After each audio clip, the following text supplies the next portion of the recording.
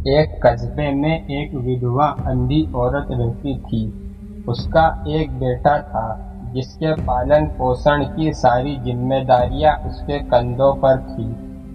वह अपने बेटे को पढ़ा लिखा कर एक बहुत बड़ा आदमी बनाना चाहती थी, इसलिए उसने उसका दाखिला कस्बे के सबसे अच्छे स्कूल में किया। वह दिन रात मेहनत करती थी ताकि बेटे की स्कूल की फीस दे सके। लड़के के स्कूल के बच्चे उसकी माँ के बारे में जानते थे। वे सब उसे अंधी का बेटा कहकर चिढ़ाते थे। लड़का इससे बहुत परेशान था। उसे अपनी माँ पर शर्म आने लगी थी। वह उसके साथ कहीं भी आने जाने से कतराने लगा था। जब लड़का बड़ा हुआ तो उसकी शहर में अच्छी नौकरी लग गई।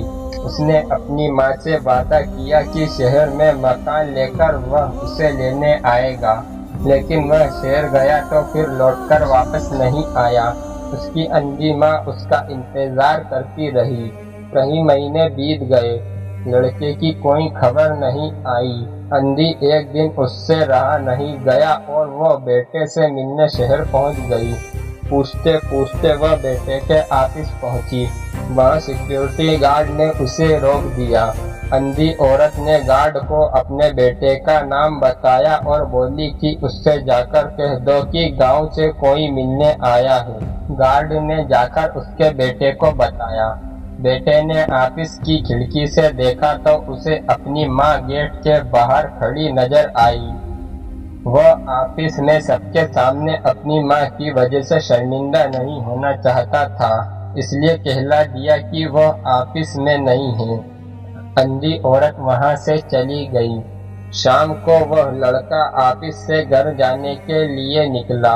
रास्ते में एक जगह काफी भीड़ जमा थी। वह अपनी गाड़ी रोककर भीड़ के पास पहुंचा और तो बीच सड़क में अपनी माँ को मरा पाया। उसके हाथ में एक चिट्ठी थी।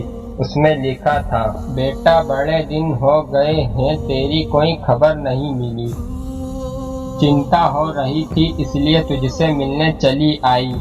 तू तो अब बड़ा आदमी बन गया।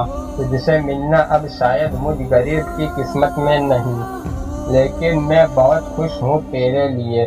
तूने अपना ही नहीं मेरा सपना भी पूरा किया है। मलाल है कि तेरी तरक्की देख नहीं सकती। काश बचपन में तेरी आंखों में सरिया न गुस्सा होता और मुझे तुम्हें अपनी आंख न देनी पड़ती होती तो तेरी तरक्की अपनी आंखों से देखकर सुकून से मरती। तेरी अंधी माँ। यह पढ़कर लड़का फूट फूट कर रोने लगा। जिस अंधी माँ पर उसे शर्म आती थी, उसने उसके लिए कितना बड़ा बलिदान किया था। वह आत्मगालिन से भर उठा और जिंदगी भर खुद को माफ नहीं कर पाया।